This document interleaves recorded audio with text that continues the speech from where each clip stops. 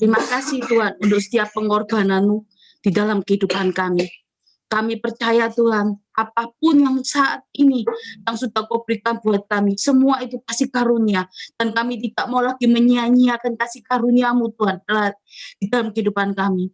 Pakai hidup kami untuk memuliakan Kau. Pakai hidup kami sebagai alat untuk memuliakan Kau.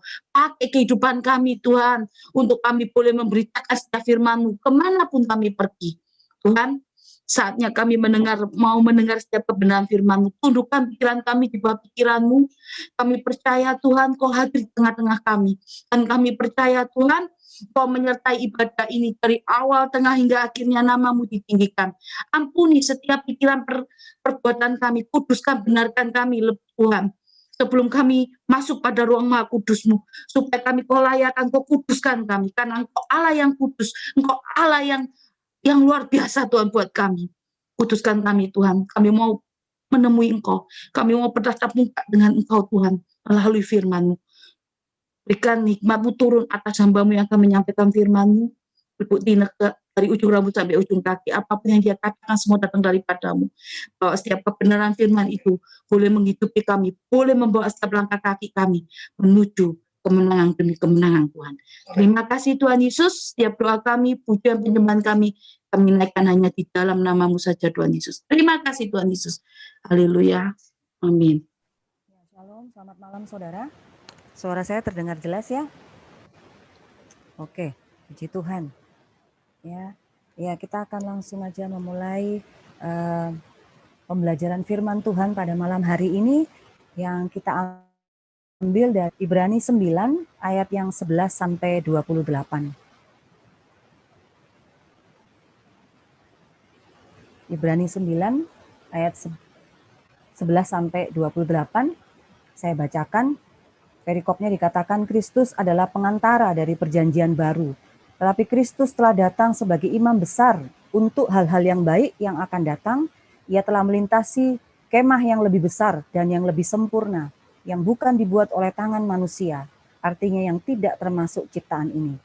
Dan ia telah masuk satu kali untuk selama-lamanya ke dalam tempat yang kudus, bukan dengan membawa darah domba jantan dan darah anak lembu, tetapi dengan membawa darahnya sendiri. Dan dengan itu ia telah mendapat kelepasan yang kekal. Sebab jika darah domba jantan dan darah lembu jantan dan percikan abu lembu muda menguduskan mereka yang najis, sehingga mereka disucikan secara lahiriah, betapa lebihnya darah Kristus yang oleh roh yang kekal telah mempersembahkan dirinya sendiri kepada Allah sebagai persembahan yang tidak bercacat, akan menyucikan hati nurani kita dari perbuatan-perbuatan yang sia-sia, supaya kita dapat beribadah kepada Allah yang hidup.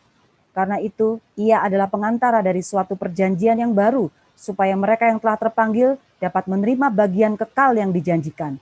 Sebab ia telah mati untuk menebus pelanggaran-pelanggaran yang telah dilakukan selama perjanjian yang pertama.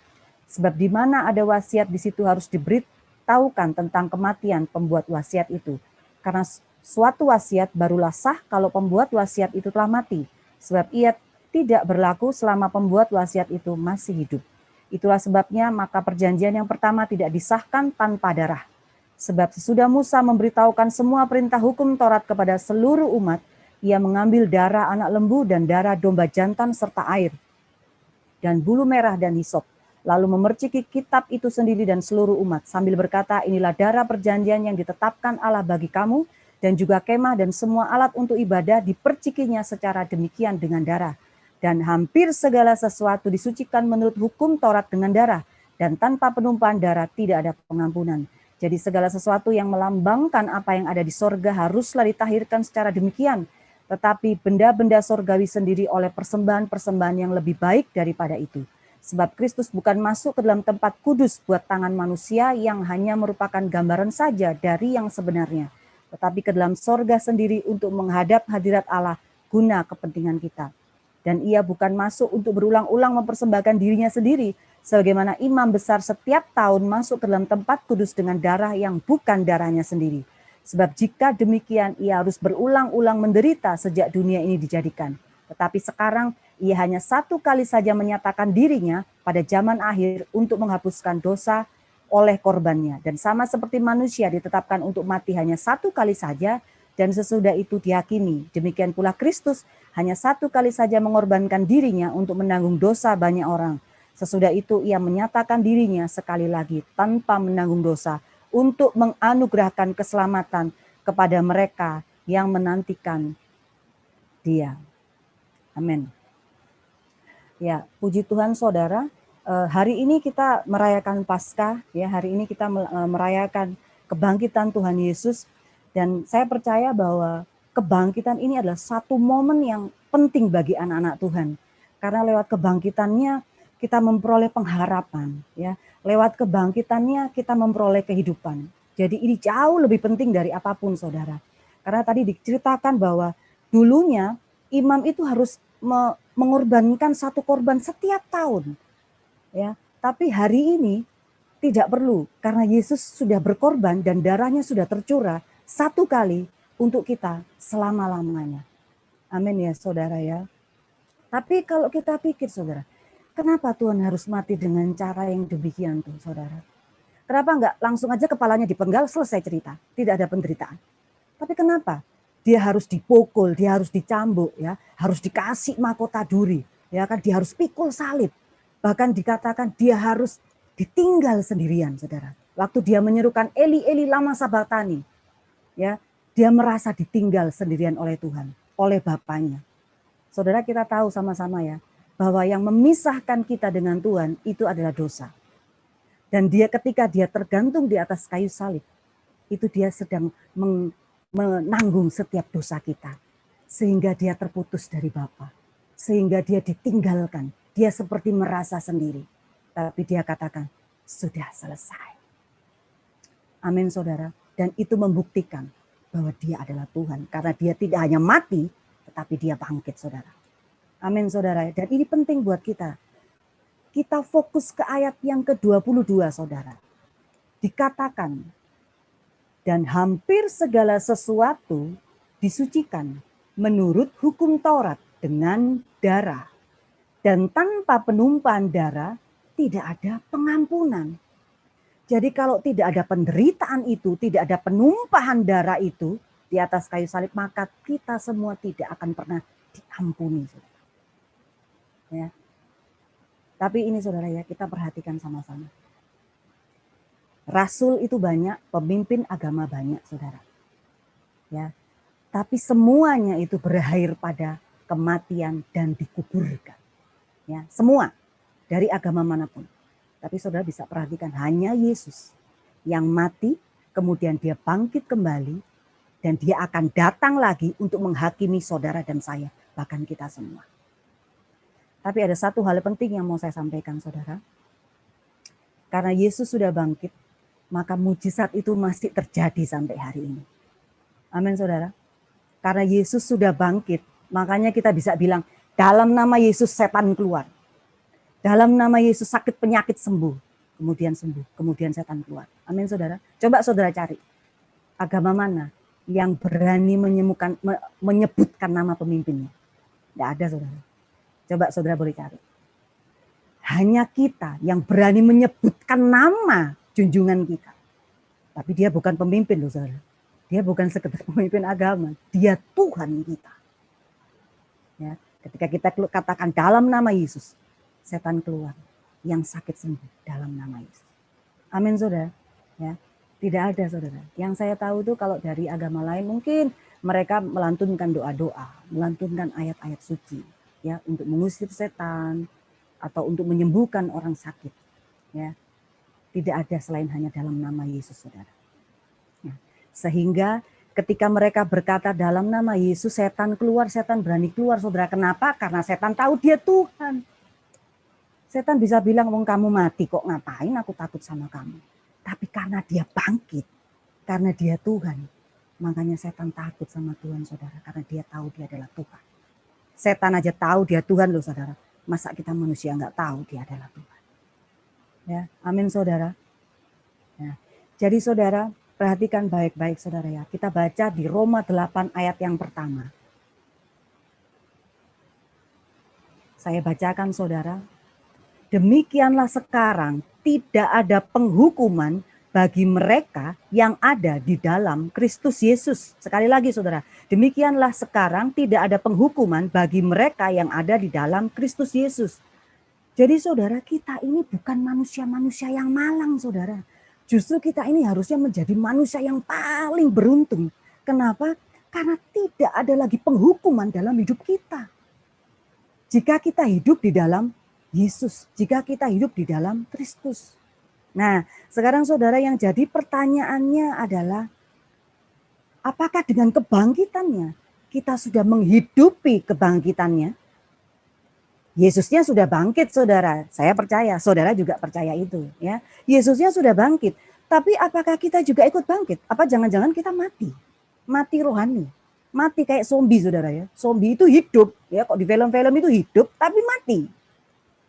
Jangan-jangan kita kayak gitu saudara ya. Yesusnya sih sudah bangkit, tapi kita jadi orang Kristen yang nggak tahu apa-apa. Makanya kenapa banyak orang Kristus masih terombang-ambing dalam ketakutan, dalam keraguan, ya, dalam kebencian bahkan. Kenapa saudara? Karena mereka tidak hidup di dalam kuasa Tuhan, di dalam kuasa firman-Nya. Mereka tidak tahu janji-janji Tuhan. Ya, mereka nggak punya pengetahuan tentang firman Tuhan. Masih terus hidup dalam kepahitan, dalam sakit hati, dalam kebencian, dalam kenajisan. Ya saudara, satu kali saya pernah diundang dalam satu acara komunitas rohani saudara. Ya, ketika kita ngumpul-ngumpul gitu, saya dengar ada orang di belakang saya tuh, mereka sedang ngobrol dan saya tahu dia adalah seorang diaken saudara ya. Ini dicatat saudara ya, seorang diaken. Ketika saya dengar dia ngobrol saudara, saya perhatikan dari awal dia berbicara, dari awal dia ngobrol, sampai akhir cerita, saya mendengarkan itu tidak ada satu kata manis pun yang dia katakan. Semuanya kata-kata kebun binatang, saudara. Tolong dicatat ya saudara, ini seorang diaken, seorang pelayan Tuhan. Makanya kenapa kita nggak heran suka nemuin, loh dia kan hamba Tuhan, loh dia kan majelis, loh dia kan diaken, loh kok dia pendeta, kok bisa selingkuh, kok bisa berbuat ini, kok bisa berbuat itu, kenapa saudara? Karena mereka nggak hidup dalam kuasa kebangkitan. Merekanya hidup, tapi rohnya mati. Mereka tidak mengenal. Mereka bilangnya tahu firman, tapi mereka tidak mengenal Tuhan. Mereka tidak mengenal firman. Mereka tidak menghidupi firman. Ya, Kristen saudara, KTP-nya Kristen, tapi mereka tidak bertuhan. Mari saudara, kita bergaul dengan firman, ya, supaya kita punya pengetahuan yang benar tentang Tuhan. Supaya kita gak gampang dibodoh-bodohi saudara, gak gampang dibohong-bohongi sama orang lain. Ya, minggu lalu kami menyampaikan di Faithful Generation, beberapa minggu yang lalu untuk pemuda-pemuda di Faithful, ya, tentang Allah Tritunggal.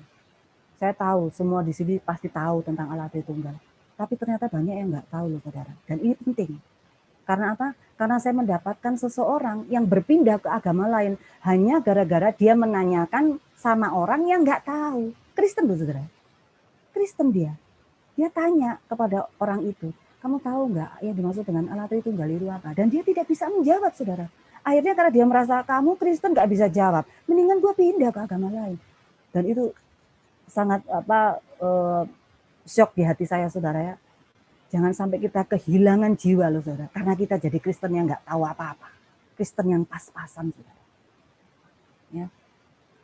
Nah, malam ini saudara, saya mau kasih tema untuk firman Tuhan pada malam hari ini adalah menghidupi kuasa kebangkitannya.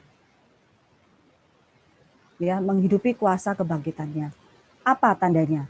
Kalau orang itu mengalami atau menghidupi kuasa kebangkitan Yesus di dalam hidupnya. Yang pertama, saudara, dia pasti suka memberitakan Injil. Ya, kita mulai koreksi, saudara. Dia pasti suka memberitakan Injil. Kita baca di Lukas 24 ayat 46 sampai 48. Katanya kepada mereka, ada tertulis demikian. Mesias harus menderita dan bangkit dari antara orang mati pada hari yang ketiga. Dan lagi dalam namanya berita tentang pertobatan dan pengampunan dosa harus disampaikan kepada segala bangsa. Mulai dari Yerusalem. Kamu adalah saksi dari semuanya ini. Ya, dikatakan berita tentang pertobatan dan pengampunan dosa itu harus disampaikan, saudara, kepada semua orang, bahkan kepada seluruh bangsa. Dan itu dimulai dari Yerusalem, dari keluarga kita sendiri. Kemudian dikatakan, kamu adalah saksi. Kita ini adalah saksinya. Jadi orang yang menerima, menghidupi kuasa kebangkitan Yesus, pasti dia suka menyampaikan firman Tuhan. Dalam arti menyampaikan berita baik, menyampaikan Yesus, menceritakan Yesus, memberitakan Injil kepada orang lain. Ya, dikatakan saudara, Mesias sudah mati, sudah menderita. Makanya kita harus menyampaikan berita pertobatan. Nah, setelah kita terima keselamatan, apa yang harus kita lakukan, saudara? Diem tok, nggak ngapa-ngapain. Nggak bisa, saudara. Ya, seseorang yang merasa dirinya berhutang kepada Tuhan, ya, kita ini berhutang darah loh, saudara, berhutang nyawa sama Tuhan. Ya, merasa kita ini sudah diselamatkan. Orang itu pasti punya gairah, ya, untuk memberitakan firman. Tapi kita ini suka banyak alasan, saudara. Apa alasannya? Aku nggak bisa ngomong, aku nggak bisa apa-apa, aku baca firman belum habis, belum hafal. Ya, alasannya kita kan pasti gitu, saudara. Belum nggak tahu apa-apa, itu tugasnya pendeta, tugasnya Cik Karolin aja. Ya, saudara, kalau kita nggak baca, tapi saya yakin saudara pasti masih ingat nggak peristiwa waktu perempuan Samaria bertemu dengan Yesus di pinggir sumur. Ya, itu ada di Yohanes 4, saudara. Kita nggak akan baca, tapi saya tahu saudara pasti tahu semua. Ya, di situ judulnya dikatakan percakapan Tuhan Yesus dengan perempuan Samaria. Ya, waktu itu ketika perempuan Samaria bertemu dengan Yesus, ya, di pinggir sumur itu, Tuhan Yesus langsung berkata bahwa kamu itu adalah wanita yang kawin 5 kali. Ya, bahkan suamimu yang sekarang kamu tinggal sama dia itu bukan suamimu, kamu kumpul-kumpul. Ya kan? Tuhan tahu. Tapi wanita ini dijamah mengalami perjumpaan dengan Yesus. Kemudian apa? Dia menerima air kehidupan, yaitu firman, yaitu Yesus. Kemudian dikatakan kalau saudara baca nanti di Yohanes 4, saudara, dikatakan dia langsung lari, saudara. Dia langsung pergi. Pergi kemana? Pergi ke kotanya. Ini orang Samaria loh, saudara. Dia nggak kenal Yesus. Orang yang nggak tahu Yesus. Tapi dikatakan dia langsung lari ke kotanya. Dan dia menceritakan tentang Yesus kepada teman-teman, kepada keluarganya. Bahkan banyak orang Samaria yang akhirnya datang bertobat kepada Yesus. Dia nggak tunggu untuk belajar firman loh, saudara. Dia nggak tunggu untuk hafal ayat firman. Tapi dia langsung bergerak. Ini saudara, cirinya, tandanya. Kalau orang mengalami kuasa kebangkitan, orang menghidupi kuasa kebangkitan dalam hidupnya, dia akan punya gairah gitu loh. Karena apa? Karena merasa sudah diselamatkan sehingga ingin melihat orang lain juga selamat. Ya. Orang lain juga bisa mengalami kasih pengampunan. Ya, jadi kita harus bersemangat, saudara, untuk menyampaikan apa? Firman Tuhan, membawa orang lain kepada pertobatan. Nggak perlu sempurna, saudara. Nggak perlu hafal semua ayat. Enggak, saudara. Lakukan aja apa yang kamu bisa. Ya. Saya, saudara, sebelum masa pandemi, ya, saya ini kalau pengen menyampaikan kisah tentang kasih Tuhan kepada hidup seseorang, saya ini suka ngajak makan, saudara. Sebelum pandemi ya, saudara, suka ngajak makan. Karena saya percaya kenapa? Itu siasat saya, saudara. Karena kenapa? Karena saya tahu tidak ada satu orang pun yang suka nolak kalau diajak makan. Benar ya, saudara? Kita kalau ikut Tuhan jangan tidak mau berkorban, saudara. Ya, korban tenaga, korban uang juga. Ya mungkin nggak mewah-mewah ya, biar ngopi-ngopi cantik, saudara ya, biar cuma sekedar pisang goreng, ngobrol sana sini, terus pelan-pelan mulai kita masuk ke kehidupan pribadinya, tanya. Itu saya, saudara. Saya seperti itu orangnya. Ya mungkin memang nggak bisa sekali 2 kali, tapi ada beberapa orang yang sekali bisa langsung open, dia mau terima. Tapi ada yang harus sekali, 2 kali, 3 kali, bahkan 4 kali, 5 kali, ya kan? Enak di dia, berat di saya, saudara. Tapi itu pengorbanan kita ikut Yesus. Tapi sekarang sejak pandemi gimana? Saya nggak bisa langsung ketemu orang sembarangan. Saudara, banyak cara. Hanya dengan satu alat ini ya, yang namanya handphone, kita bisa menjangkau banyak jiwa. Ya, suami saya suka, kamu lagi ngapain? Iseng. Orang ngomongnya iseng. Tapi kalau saya sebenarnya bukan iseng ya. Saya suka say hello sama orang-orang, saudara. Siapapun itu. Saya tanya, hello, lagi ngapain? Apa kabar sekarang? Sehat? Suamimu sehat? Anak-anak sehat? Apa yang bisa aku doain sekarang? Saya suka gitu, nanya gitu ya. Tiba-tiba ada yang Di antara 10-30 orang saudara yang saya WA, cuma satu mungkin yang balas. Enggak apa-apa saudara. Satu ini berharga loh di hadapan Tuhan. Mulai dia telepon, mulai nangis, curhat. Wah, ini saat yang tepat untuk menyampaikan firman. Amin saudara. Ya. Karena memberitakan firman itu adalah bukti kasih dan ketaatan kita sama Tuhan. Itu amanat agung, pergi jadikanlah semua bangsa muridku. Jadi kalau kita taat sama perintahnya Tuhan, itu berarti kita mengasihi Tuhan, saudara. Ya. Nah, kalau kita mengasihi Yesus, berarti kita pun rindu untuk melihat orang menerima kasih Yesus. Ya. Amin, saudara. Ayo, saudara, mulai bersemangat. Ya, apapun keadaanmu hari-hari ini, meskipun kita cuma ibu rumah tangga di rumah aja, bisa, nggak ada yang nggak bisa. Ya, orang yang mengalami kebangkitan dalam hidupnya itu bersemangat pasti. Ya, tadi saya lagi latihan saudara, sebelum jam ini saya ada pelayanan juga. Itu saya latihan nyanyi-nyanyi itu mama saya sudah nyanyi semangat dong, semangat nyanyinya, semangat. Dia gitu terus ngomongin kita, semangat nyanyi. Iya Ma, kita cuma gitu ya. Orang mama saya sudah hampir 81 tahun saudara. Tapi ngomongnya kita disuruh nyanyi semangat.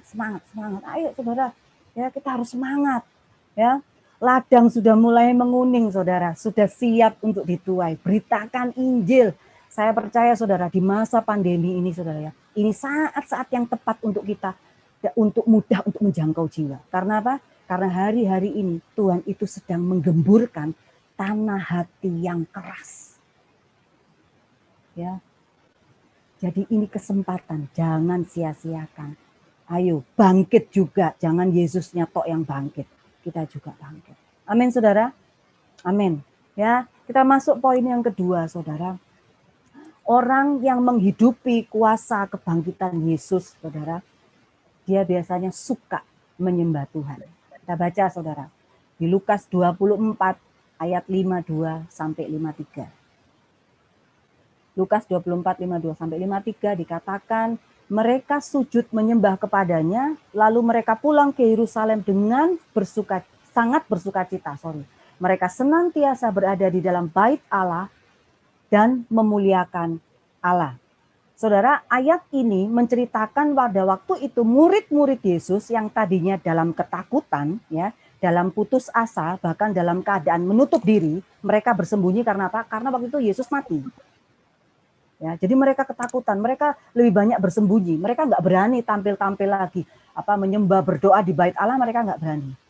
Tapi ketika Tuhan Yesus mendadak menampakkan diri dan memberkati mereka, kemudian mereka dikatakan mereka bersukacita, dan sejak itu secara terbuka mereka mulai berani untuk menyembah di bait Allah terus menerus.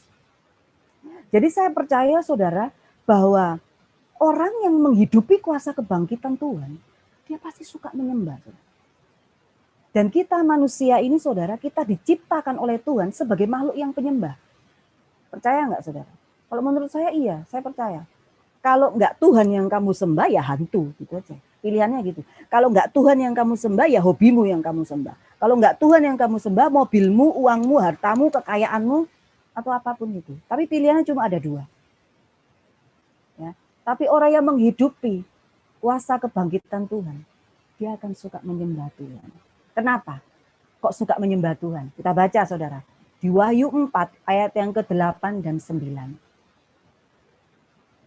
Wahyu 4 ayat 8 dan 9 dikatakan saudara, dan keempat makhluk itu masing-masing bersayap 6 sekelilingnya, dan di sebelah dalamnya penuh dengan mata. Dan dengan tak berhenti-hentinya mereka berseru siang dan malam, Kudus, kudus, kuduslah Tuhan Allah, yang maha kuasa, yang sudah ada, dan yang akan datang. Dan setiap kali makhluk itu mempersembahkan puji-pujian dan hormat dan ucapan syukur kepada Dia yang duduk di atas tahta itu dan yang hidup sampai selama-lamanya. Ya, lihat ya saudara ya. Jadi penghuni surga itu saudara, kerjaannya apa saudara? Dikatakan tadi di sini. Memuji, menyembah, bernyanyi, dan menaikkan ucapan syukur kepada Allah. Dan ini juga nantinya akan kita lakukan kalau kita sampai ke surga, saudara. Ya, itu tugas utama kita, menyembah Tuhan. Jadi sebenarnya orang yang mau masuk surga itu saudara ya, udah kelihatan saudara dari sekarang. Percaya nggak saudara? Orang itu sudah kelihatan kalau mau masuk surga. Dia biasanya suka memuji, suka menyembah, suka worship. Ya. Minggu lalu Ibu Karoli menyampaikan, apakah kita memang punya jam-jam doa? Oke, good. Kalau memang kita sudah punya jam-jam doa. Tapi apakah kita punya jam-jam doa saat-saat di mana kita datang tanpa meminta, tapi memberi? Memberi apa? Penyembahan kita, saudara. Dan itu saya tangkap, saudara. Ya. Masuk ke kamar. Bukan dengan daftar list kita yang panjang itu, minta ini, minta itu, berkati ini, berkati itu. Enggak. Tapi cuma bilang, Tuhan kau baik. Tuhan kau dahsyat, engkau luar biasa. Aku memujimu. Naikkan puji-pujian, saudara. Ya. Nah kita cuma ibadah 2 jam. Bahkan sekarang ada ibadah nggak sampai 2 jam, saudara. Kita udah gelisah, saudara. Ya. Duduknya sudah miring kiri, miring kanan. Ya. Bahkan naikkan pujian lemes, saudara. Kayak orang 3 hari gak makan, datang ibadah selalu terlambat. Saudara, saya dan suami sejak mengetahui kebenaran ini, saudara ya, saya sudah punya komitmen sama suami saya, tidak akan pernah terlambat untuk datang beribadah.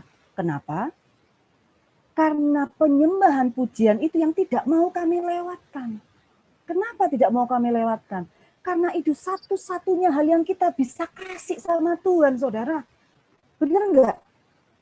Tuhan nggak butuh firman. Kita datang ke beribadah, yang butuh firman siapa? Kita, saudara. Tuhan nggak butuh firman kita. Uang, persembahan kita. Enggak, saudara. Tuhan nggak butuh persembahan kita. Tuhan nggak butuh uang kita. Bintang 1 dijual sama Tuhan, nggak ada manusia yang sanggup untuk beli, saudara. Tuhan nggak butuh uang kita, saudara. Tapi penyembahan kita kepada Tuhan, itu satu-satunya yang bisa kita kasih sama Tuhan. Dan ini dahsyat loh saudara buat saya. Kenapa? Karena kita sedang melakukan apa yang Tuhan tidak bisa lakukan. Dia bisa lakukan semua saudara. Tapi dia tidak bisa menyembah dirinya sendiri. Benar nggak saudara? Yang bisa menyembah siapa? Kita ini loh anak-anaknya. Tuhan nggak bisa menyembah dirinya sendiri. Amin saudara. Jadi sebenarnya orang yang mau masuk surga itu sudah kelihatan saudara. Ya. Karena itu saudara ya, biasakan ubah cara berpikir kita. Kalau kita datang kepada Tuhan, kita memuji atau lewat ibadah-ibadah kita, ubah cara berpikirmu. Jangan cuma datang untuk minta. Tapi biasakan kamu datang karena engkau ingin memberi yang terbaik untuk Tuhan. Lewat pujian dan penyembahan. Ya. Jadi dari sekarang saudara mulai latih diri kita. Ya. Untuk belajar menyembah, untuk suka menyembah, ya karena itu nanti akan kita lakukan di surga, ya. Kalau saudara nggak suka menyembah nanti, saudara mau ngapain ke surga nanti? Karena jangan-jangan nanti saudara nggak betah takutnya, ya, nggak betah takutnya saudara nanti di surga, karena itu yang biasa kita lakukan nanti. Dan orang yang mengalami kuasa, orang yang menghidupi kuasa kebangkitan Tuhan ini saudara, dia akan suka menyembah, pasti suka menyembah. Pasti suka memuji, pasti suka mengucap syukur. Ya. Amin saudara. Ya. Nah, saudara, waktu kita menyembah saudara ya, ketika pujian itu dinyanyikan, pastikan dulu bahwa hatimu itu setuju dengan pujian itu. Sorry saudara ya, maaf ya. Ini bukan teori ya saudara. Saya sedang tidak memberikan teori, nanti jangan saya dibilang sesat iki ajarane iki, ya. Enggak saudara. Tapi ini saya mengatakan ini berdasarkan pengalaman saya pribadi, saudara. Ya, jadi ketika pujian itu engkau nyanyikan, engkau harus setuju dulu dengan pujian yang engkau nyanyikan, saudara.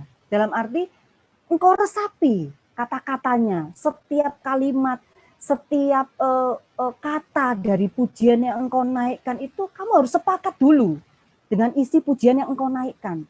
Kenapa? Karena seringkali kondisi hidup kita itu nggak cocok sama lagunya. Benar nggak, saudara? Contoh, saudara. Kita lagi nyanyi nih. Kaulah Bapakku yang baik, tak pernah rancangkan yang jahat bagiku. Sementara di kehidupan nyata kita, suami kita lagi digondol kuntilanak, ya toh. Ruko kita kebakaran, ya toh. Penghasilan kita tambah lama tambah turun, tagihan-tagihan nggak ada yang bisa kita bayar. Susah nggak saudara nyembah kayak gitu? Susah. Saudara. Padahal pujian dikatakan kaulah Bapakku yang baik. Baik dari mana? Ya, karena pada kenyataannya lagunya sama suasana hati kita itu tidak cocok. Tapi di situ saudara, ketika engkau menaikkan pujian itu, kaulah Bapakku yang baik. Yes, engkau baik Tuhan. Ya, saya setuju sama lagu ini. Saya cocok sama lagu ini. Saya sepakat sama lagu ini. Amin, apapun yang terjadi. Benar nggak saudara? Beda loh saudara. Coba kalau saudara nyanyi lagu itu, tapi kantong lagi penuh, rekening lagi penuh, di bank uang kita nggak kekurangan, wah nyanyinya kaulah bisa saudara. Ya, tapi kalau keadaan lagi terpuruk, susah banget lah pokoknya. Sulit buat kita menyembah Tuhan saudara. Tapi saudara perhatikan, ketika kita menyembah Tuhan dan ketika kita setuju dengan pujian itu saudara ya, nggak peduli apapun yang sedang terjadi dalam kehidupan kita, itu berarti kita sedang sepakat dengan surga. Amin ya saudara. Apa yang terikat di bumi terikat di surga. Karena saat itu kita sedang menggabungkan yang namanya iman dan pengharapan kita untuk kita naikkan lewat penyembahan kita sama Tuhan. Sekalipun saat itu kita belum melihat apa-apa saudara. Masih jalan buntu, doanya belum dijawab. Tapi cara berpikir kita diubahkan lewat penyembahan kita. Dan itu yang namanya sikap hati.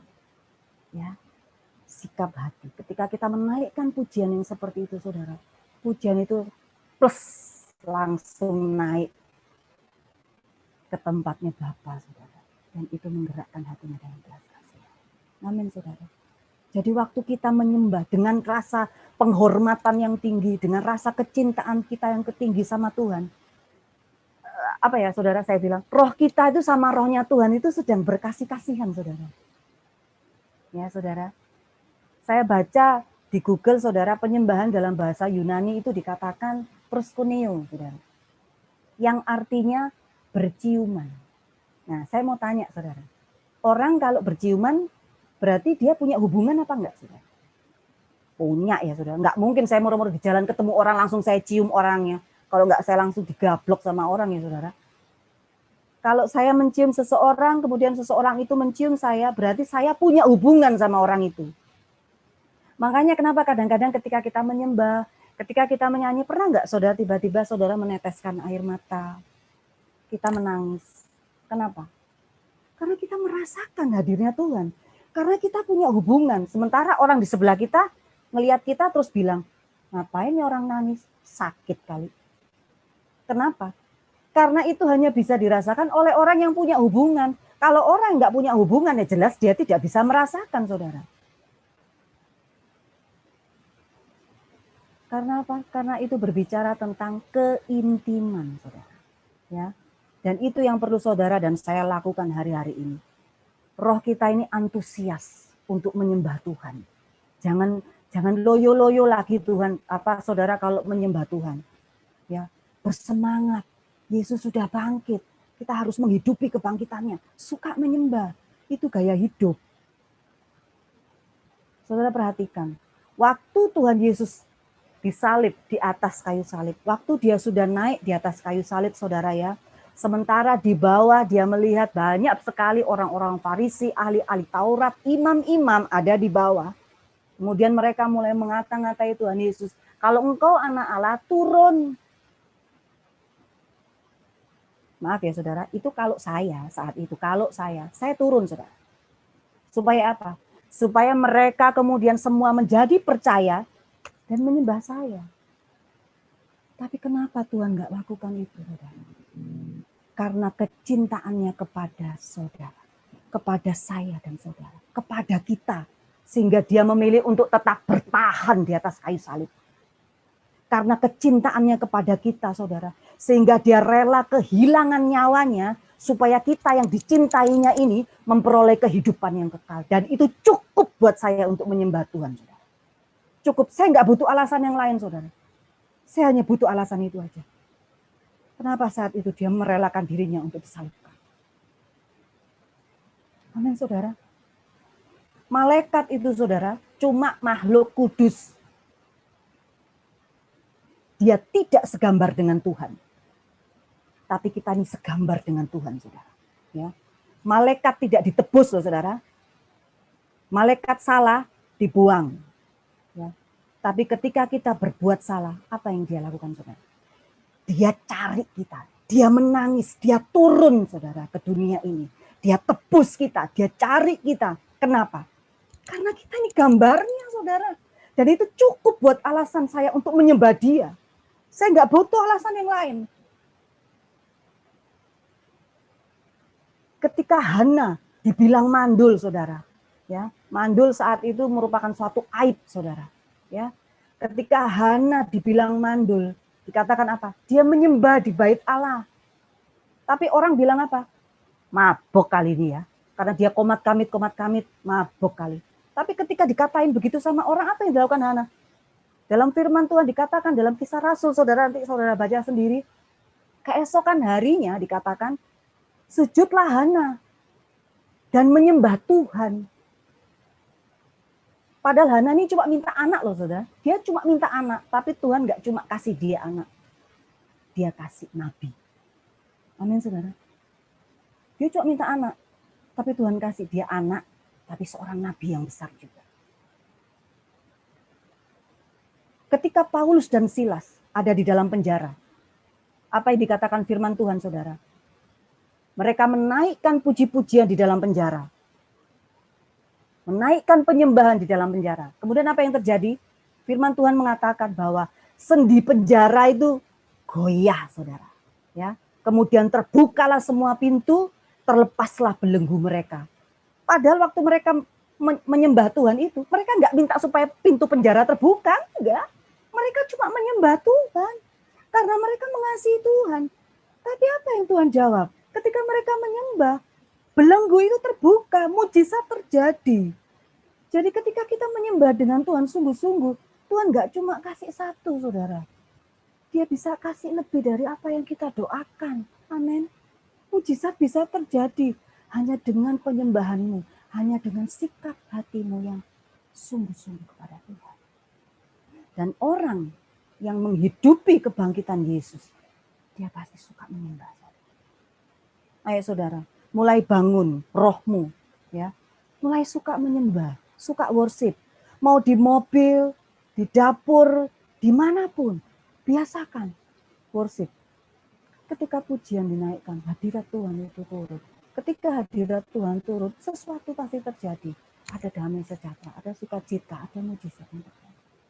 Amin. Ya, kita masuk poin yang terakhir, saudara. Orang yang menghidupi kuasa kebangkitan Yesus, kuasa kebangkitannya, itu punya roh yang kuat. Ya, kita baca di 2 Korintus 4 ayat 16 dan 17, tapi kita baca dulu ayat yang ke-16. Sebab itu kami tidak tawar hati, tetapi meskipun manusia lahiriah kami merosot, namun manusia batiniah kami dibaharui dari sehari ke sehari. Ya, saudara, saya baca, saya ganti kata-katanya. Sebab itu kami tidak tawar hati saya katakan, sebab itu kami kuat. Tidak tawar hati. Tetapi meskipun manusia lahiriah berarti manusia fisik kami merosot, namun manusia batiniah, yaitu manusia roh, kami dibaharui dari sehari ke sehari.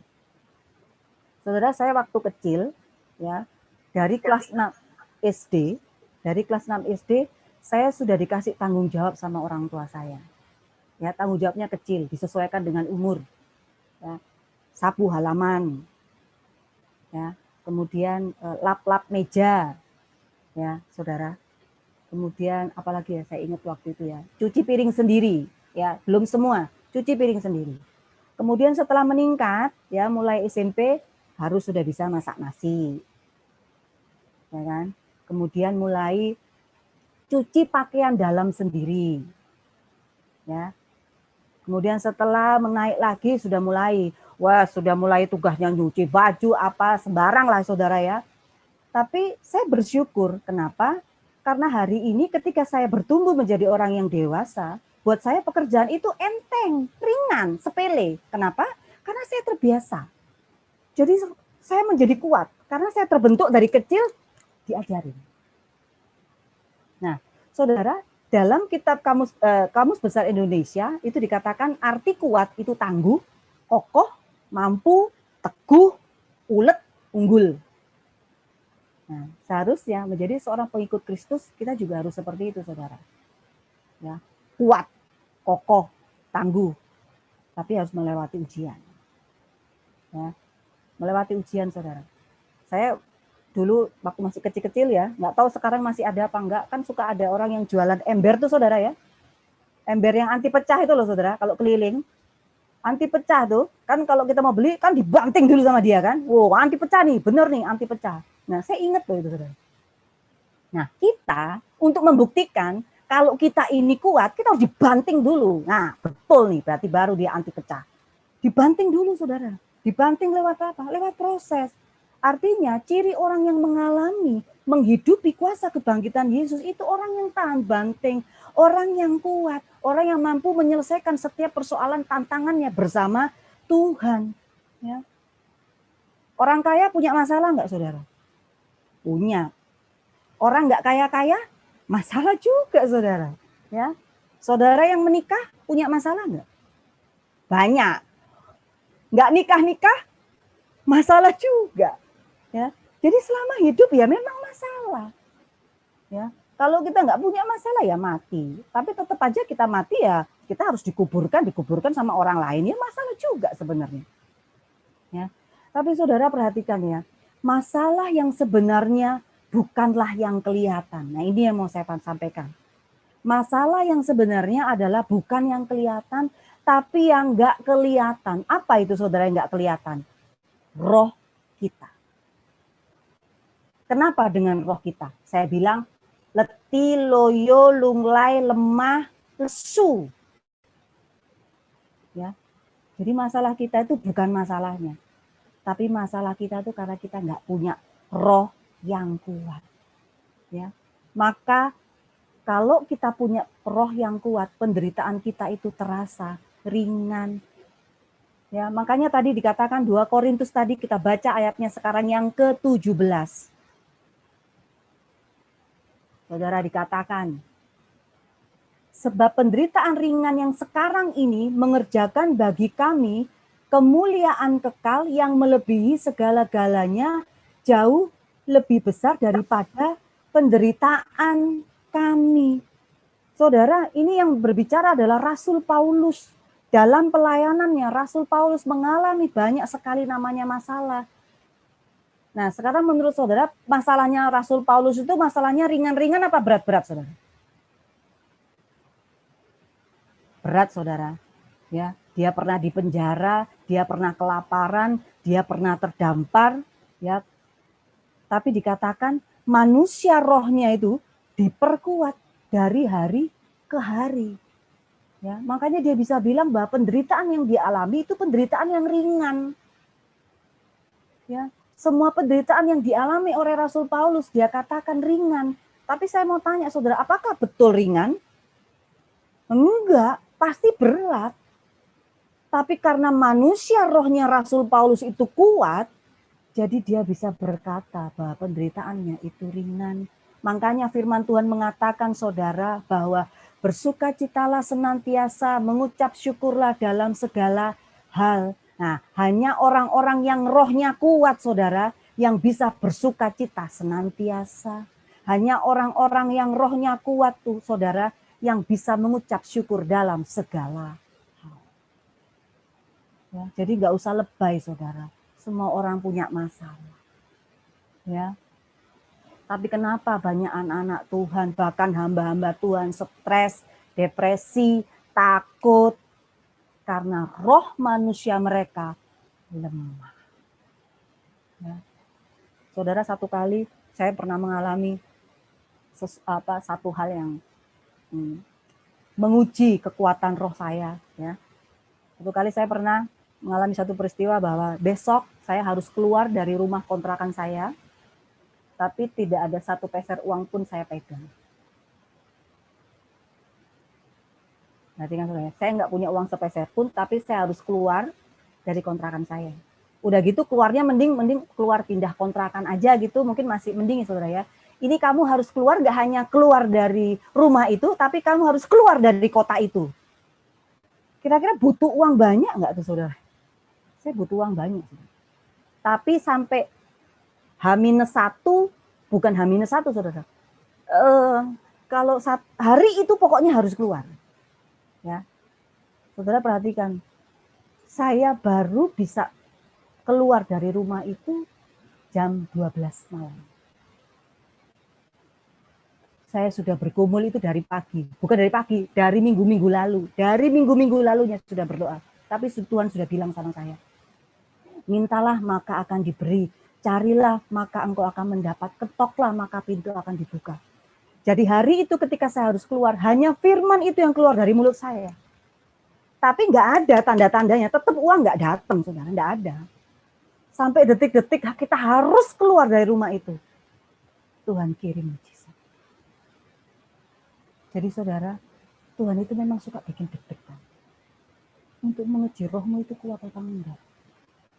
Ya, waktu Lazarus mati saudara, ya, Lazarus saudara dari Marta dan Maria mati.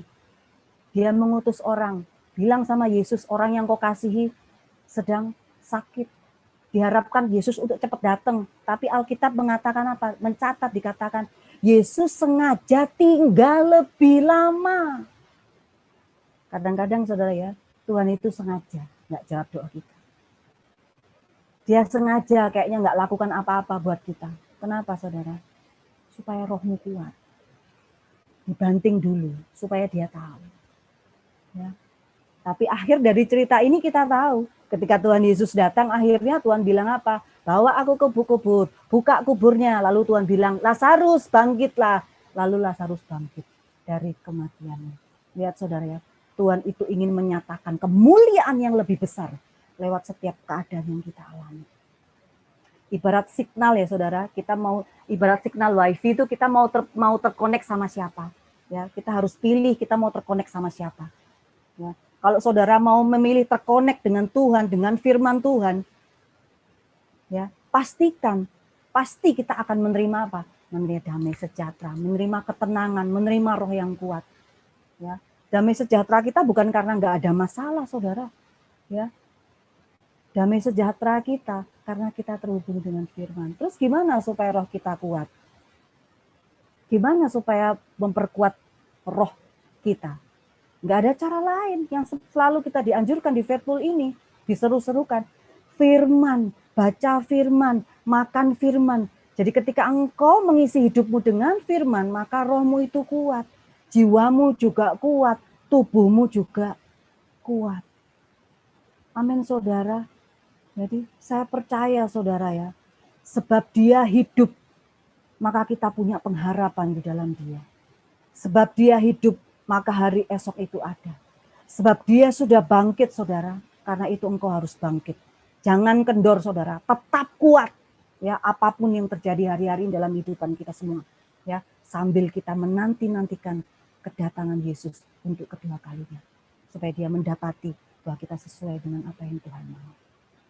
Amin saudara. Akhirnya selamat Paskah untuk kita semua. Ayo kita sama-sama menghidupi kuasa kebangkitan Yesus. Mohon maaf jika ada kekurangan dalam penyampaian firman ini, tapi kita boleh sama-sama belajar.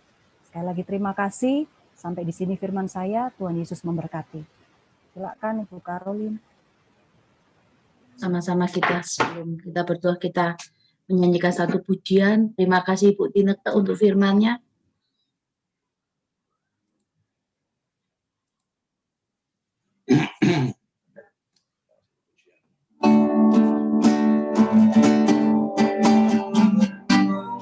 Menggenapi firman-Mu, tanda mujizat sertai tiap langkahku. Kau bersamaku,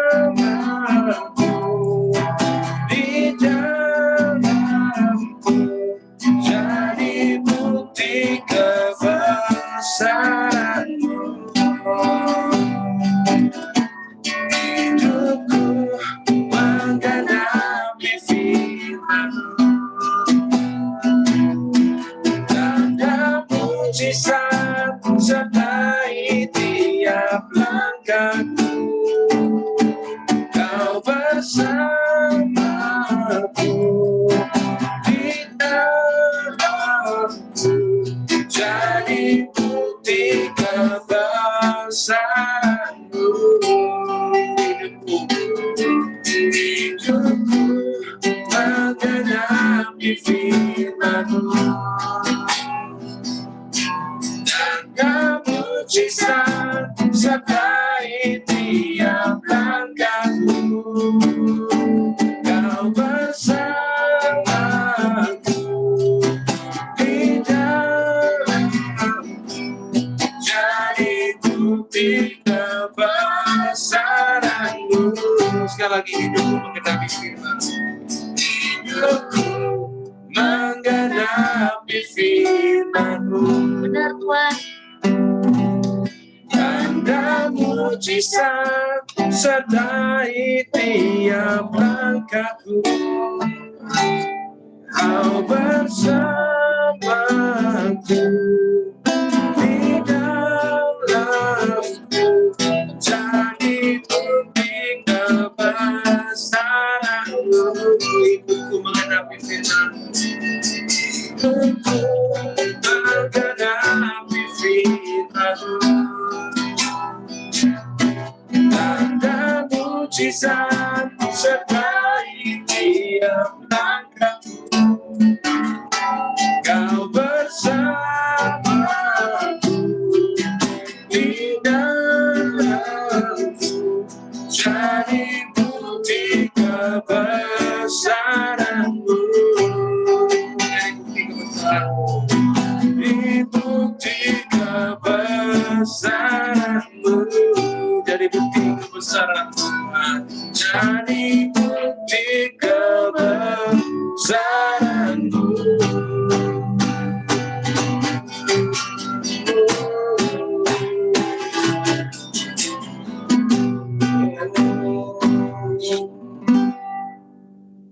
Benar Tuhan, hidup kami mengenapi setiap firman-Mu. Kami bersyukur Tuhan, kami boleh ada sampai hari ini karena kasih karunia-Mu. Tuhan, kami tidak mau menyanyiakan bahwa Engkau sudah menebus kami di kayu salib. Kami mau hidup memuliakan Kau. Kami mau hidup mencari apa yang menjadi kehendak-Mu dalam kehidupan kami. Tuhan, kami mau berjalan bersama-Mu dalam setiap kehidupan kami. Kami tidak mau pakai kekuatan kami. Karena kami percaya Engkau hidup buat kami. Engkau selalu ada di dalam setiap musim kehidupan kami. Ajar kami selalu berharap kepadamu. Ajar setiap jalan-jalan kami selalu mengandalkan Engkau Tuhan. Tuhan, terima kasih Tuhan Yesus untuk setiap firman-Mu. Untuk setiap firman yang sudah ditaburkan tadi. Kami bersyukur Tuhan, kami mau menghidupi kebangkitan-Mu. Kami percaya bahwa Engkau sudah bangkit Tuhan dari kubur-Mu. Dan hari ini roh kami juga harus bangkit Tuhan. Untuk kami menjadi manusia baru. Lahir sebagai manusia baru. Kami harus memberitakan berita pertobatan. Bahkan firman-Mu harus kami beritakan buat orang-orang yang belum mengenal Engkau. Ajar kami Tuhan. Sebagai seorang pribadi yang mau mengerjakan semua menjadi kehendak-Mu dalam kehidupan kami. Terima kasih Tuhan Yesus untuk setiap firman-Mu. Dan setiap firman yang ditabur tidak akan pernah kembali sia-sia. Kami mau tanam dalam lubuk hati kami yang paling dalam. Kami mau mengerjakan firman itu di dalam kehidupan kami. Terima kasih Tuhan Yesus. Terima kasih. Haleluya. Amin.